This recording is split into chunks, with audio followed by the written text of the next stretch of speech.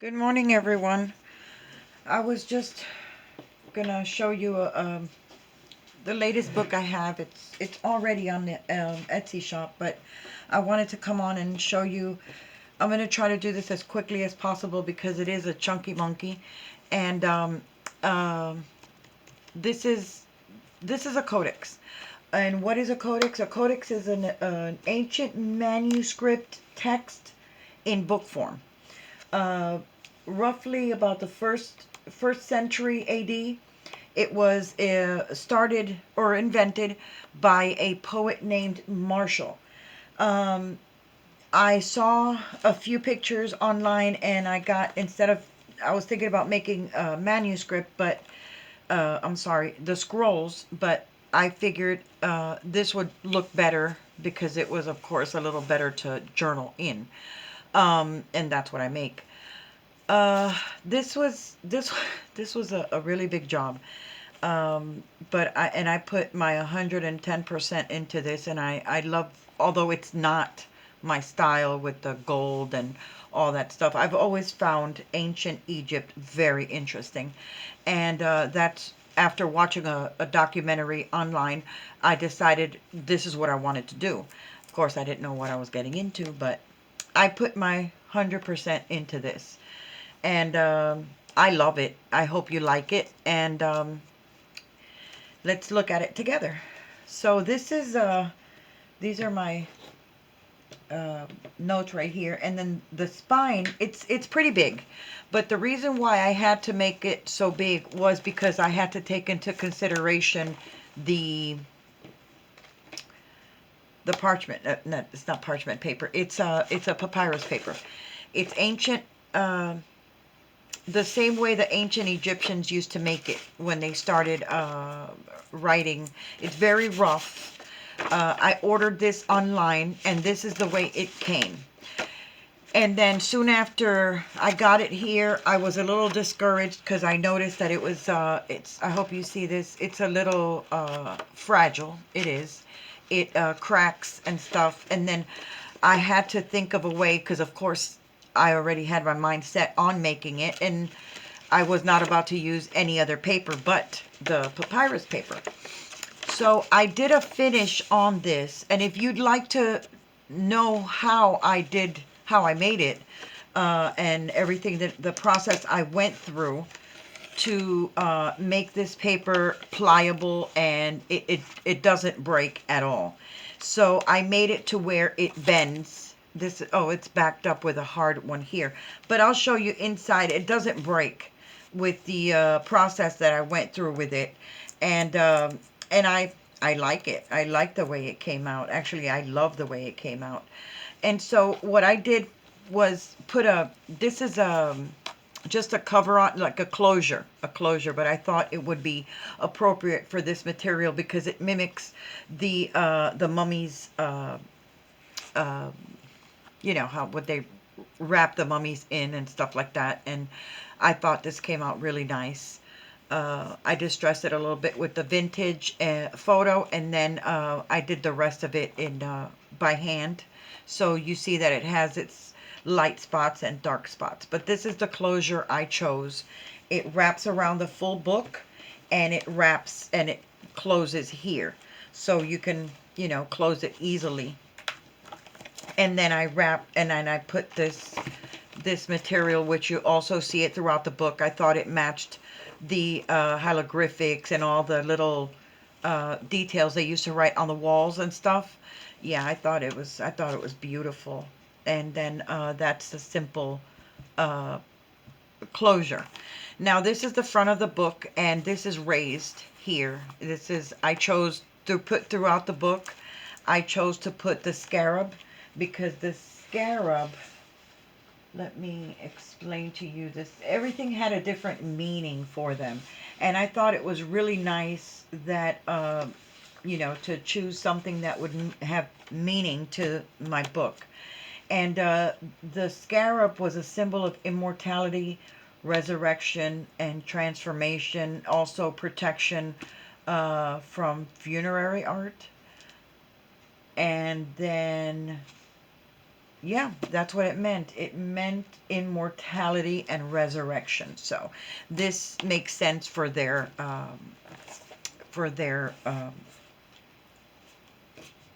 deceased, their family members, loved ones, and stuff like that. And I decided that this journal would belong to a priest, a high priest. The high priest, they weren't doing sermons and they weren't doing, classes or anything like that. They were simply in charge of the mummification. The mummification process was a total of 70 days, 70. So that was a very important ritual that they did for their dead. And these are two loose full sheets here. And I chose the gold color because they use gold in everything. If you've seen their documentaries and stuff on the walls, they have gold literally everywhere. And that's how I chose my colors. This is some more of that material here. And these are the names of gods. Maybe this high priest worked with different pharaohs, and this is what I felt it would look like with the hieroglyphics in the back. I thought that was a nice look. And then up here I made a pocket, and throughout you're going to see names of gods, cities. You'll also see pieces of jewelry to match the colors that I went with. Everything is basically handmade, other than the only thing I was able to find as far as ancient Egypt goes, I'm sorry, is just a stencil that my husband found online, and that was just about all I was able to find. It's very difficult to find things from ancient Egypt, and yeah, I would love to find more things. I think I found a set of stamps that were ridiculously expensive, like 70 something dollars. Yeah, and I said no. But this was also a city. These every page is decorated and outlined in gold. The and these are writings on inside caves that they found, and I printed out hieroglyphics on the coffee dyed pages. This says Thonis, which was the name of a god also, if I'm not mistaken. Of course, there were so many names and so many things. Um, but throughout the book, you'll see a lot of pieces of jewelry. This is an over the top, and I just put the piece of jewelry there. Anything that I felt was appropriate to the time period. They, when they embalmed their, or mummified, I'm sorry, their deceased, they put jewelry, and they put food, and they would put all these kinds of artifacts inside of the caves, because of course they believe in the afterlife. They're very strong believers in the afterlife. And all of these things I handmade on this linen. And I felt, and of course all of the little jewelry that I put in here, I felt represented, the shapes and forms and stuff like that of the ancient Egypt. Like I said, the priests did not preach. They were just in charge of the mummies and the mummification process. They did their prayers and their little, rituals. And I find it also very interesting how they, with so much pride, that they took care of their deceased. I think it's amazing. And I found I watch so many documentaries because I love history. This is also all these pieces that you're gonna see. I did it by hand on here. I thought it was a nice decoration. These were some of these were priests also that they sang in the temples, and they played music for the gods. I thought this would be something that one of the priests would have as notes And the colors, of course, I picked uh, these colors here. I picked it because I thought they went nice together. I think, all in all, I think the journal came out beautiful. Um, I put a lot of time into this book. And see, this is the little piece of jewelry that I made. And then you open it up, and you can write in here also. This is the middle, which is also a cave carving that they found in one of the tombs. In the tombs, when they either tombs or temples or whatever building they were making, they would always put these little guys right here. They were called foundation deposits, and they were basically pieces of rock that they would in detail write for whoever the tomb was for, or the temple, or whatever it is that they were getting ready to erect. And they would put these little foundation uh, pieces in, because it helped with their foundation keeping strong, and asking the gods, to take care of it. And yeah, I find all of this just awesomely interesting. It's a beautiful book. There's a lot of detail. There was definitely a lot of work put into it. And all of the pages are coffee stained. And all of my pieces were basically, I got a lot of information from the Met, from many libraries. And then I actually got my, this is also a scarab, a piece of jewelry. I thought it was beautiful. I got a lot of information also from the New York Public Library. Now, they don't have a whole lot. And you have to do a lot of digging. But I'm happy with everything that I found, as far as, everything that was put in here. These little, whatchamacallits, I got the name of the little tools that they made, the name of the gods, like in the front of the codex. And these things right here, I just incorporated gold over their god Isis. I thought that was very nice. And yeah, I hope you like it as much as I do.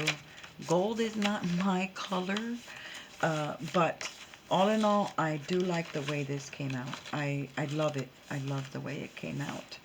This little mummy here, and this is called an anka, their little symbol here. And behind me, you're going to hear my dog Apollo snoring, and I do apologize. This is another scarab. And this, of course, the paper was very difficult to have it work with me. It was a little tedious, but I'm glad I came up with a way to make it work, because it's pretty expensive. Papyrus paper is not cheap. And when I saw that it was pretty brittle for sewing and working it into a book, I was very worried. But I took one sheet, and I played with it, and I think it was 2 or 3 sheets later, I got it to where I said, okay, this is doable. But yes, this is the Ancient Egyptian Codex. This actually opens. And excuse me, I have a lot of over-the-top tags that I feel and this right here is an actual washi tape. I don't remember right now where I got it, but it was one of the only things I had in gold. I had to go out and get basically everything in gold, like these little grommets and everything, because this is, like I said, it's not what I usually work with.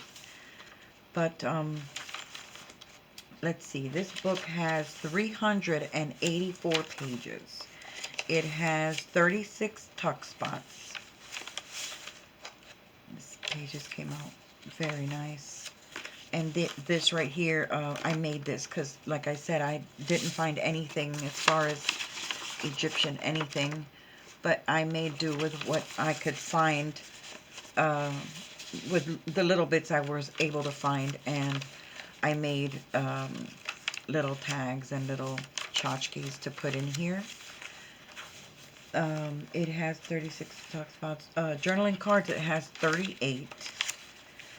And it has 6 full pages, so that, you know, if you don't find it, 386 pages work for you. But yeah, those full pages you could use, you could write on the back if you don't want something to be seen in your journal or something.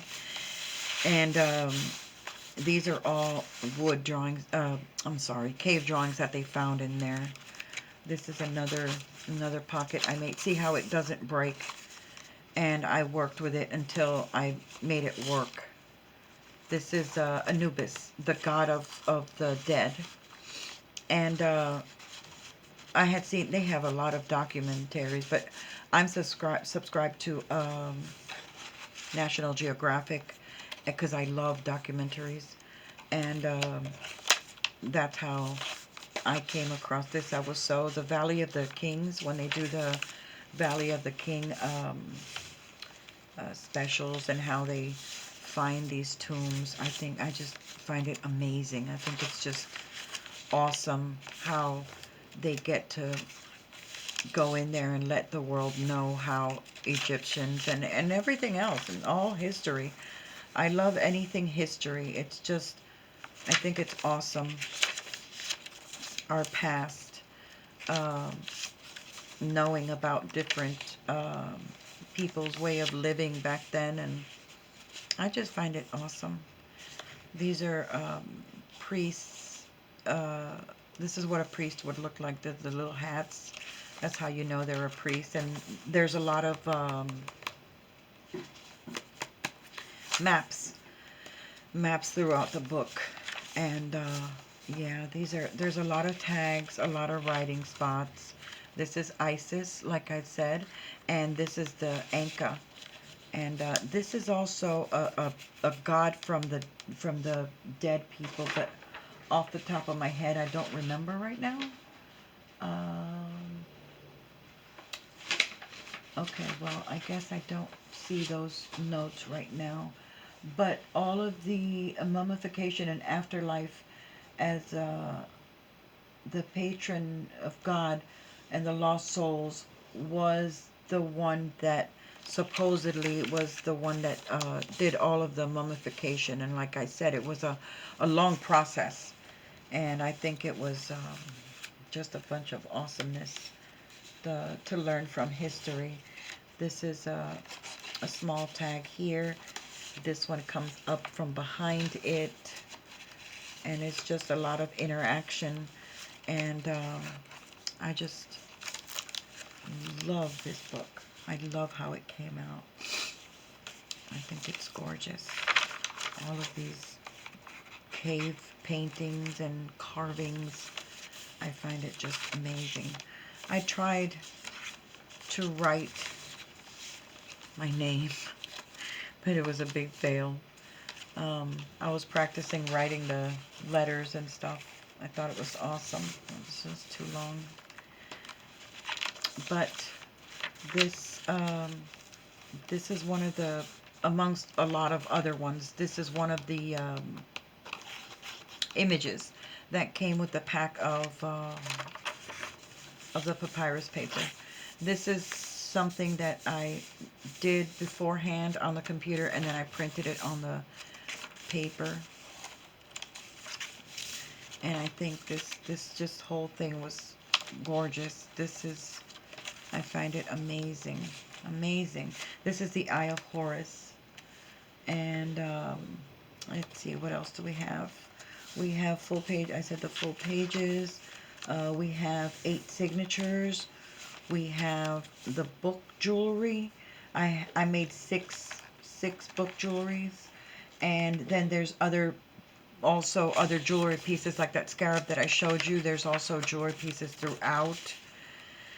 This is something they would put in with their dead in their tombs just to, so they would have their riches when they came to the afterlife. It was another one of their beliefs. And the spine is 5.5 inches. And then the book itself measures 7 inches by 8.5. There's fibers throughout.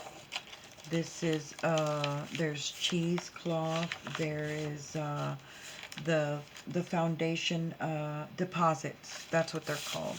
The foundation deposits and their coins come with the book. I thought these were awesome.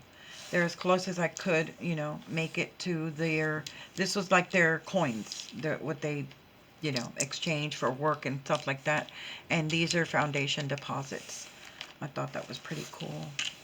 These, it was fun working with those, making them.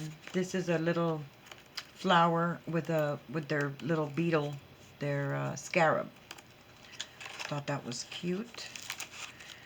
Oh, this whole book just came out. It's just a total awesomeness. It is, I was thinking about keeping it for myself. That's how much I loved it. Egyptian history is just gorgeous. And then the other day they had a special to where they moved their existing mummies from a, it was a special on YouTube. Of course, it was filmed in Egypt, but they put it on YouTube, and I just thought it was amazing how they moved their mummies. There was just so much pride and respect. It was just beautiful when they moved those mummies over to their new home. It was just very, very enjoyable to watch. And we're coming to the end of the 8th signature. This is another full sheet. It's a, I'll show you what it is. I believe it's a map. I'm really sure right now. Nope, it's different mummification processes. And I figured throughout, this is what the high priest would want in, or have in his journal. All things appropriate and proper. And this is the stenciling, the only stencil I found. And it was metal, so it was awesome to do the texturing on. And this is how they prepared their dead, with the god of the dead, which is Anubis. And this is another city. This is some ancient writings. Maybe those are his notes that he had.